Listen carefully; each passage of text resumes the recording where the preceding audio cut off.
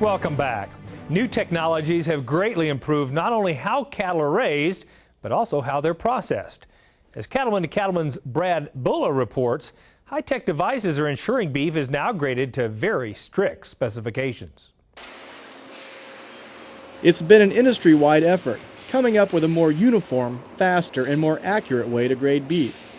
3 decades of research have determined that video image analysis, or VIA, is one of the best technologies to help precisely measure carcass characteristics. VIA is very similar to your digital camera that you use at home now. It captures digital images and then utilizes computer software that's very sophisticated software to process that image, and the software is able to tell from any given video image what is contained in that image. So, for example, in the case of a beef carcass, the software is able to tell the muscle portion of the ribeye versus the fat portion that covers the ribeye versus any bone or connective tissue or any other aspects of the image that happen to show up. The first VIA machines were large, awkward, and heavy. But digital technology made these instruments smaller, easier to use, and much more durable in extreme packing plant conditions. Today, there are about 10 U.S. plants that officially use VIA instrument grading systems. Most of the large beef packing plants have systems installed and are either in the process of obtaining approval to use those systems for grading, or they're in the process of installing new systems. But most plants have systems installed, and so you'll see more and more plants go online with grading systems as time goes on.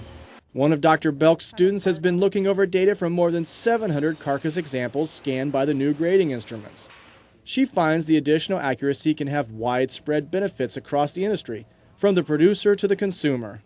The biggest advantage for the cattle industry is if producers are producing cattle of high quality, they're going to get paid for that. And if you move that onto the packing industry, if they are using management systems and purchasing cattle that are of higher quality, they're going to get paid for that. If we can more consistently group cattle together that have similar eating characteristics, then we can more readily provide our consumer with a guarantee that we're going to have a positive eating experience. We'll have greater consistency, particularly within quality grades and the eating quality of the product that they purchase. So what has happened since the quality grades were implemented in the early part of the 1900s is human graders have assigned the quality grades to carcasses based on sort of a subjective assessment of the amount of marbling that was evident in the ribeye of the carcass.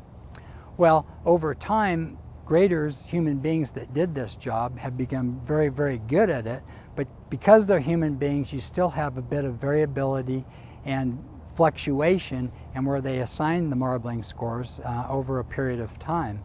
Well, the instruments obviously are going to assign those much more accurately. They're going to do the same every single time with very high precision, so not so much variability. And so when the product then gets to the consumer, if the consumer buys a choice product, it's going to eat like the product is choice because there won't be any variation associated with that grade. Instrument grading systems, like the ones in use at RMS Research in Fort Collins, can also help predict beef tenderness while reducing processing and labor costs.